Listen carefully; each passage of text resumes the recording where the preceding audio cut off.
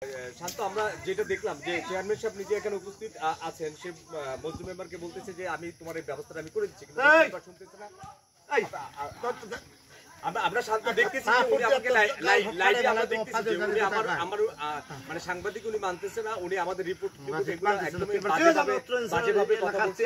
উনি আমার অত্যাচার করতেছে, ওনার লোক সহ উনি নিজে উপস্থিত থেকে আমরা তাই দেখলাম। চেয়ারম্যান সাহেব আপনি দেখুন, আপনারা লাইভে কথা বলতেছি। চেয়ারম্যান সাহেব খালি পাও দুইটা দেখা আজকে তোর খাইছিলাম আমি।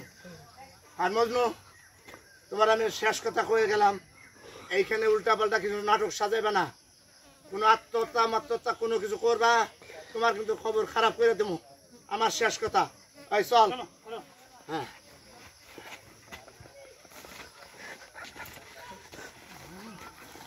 এইভাবে প্রতিদিন আমাদের যারা আসলে দেশে এবং জনগণের জন্য কাজ করতে চায় তাদের অবস্থাটা এরকমই হয়। আমি রিপোর্টার হিসেবে আমাকে কোনো উনি মূল্যায়ন করেনি, ওনার লোকজন দিয়ে উনি আমাকে তারা চেষ্টা করছেন, গায়ে হাত দেওয়ার চেষ্টা করছেন।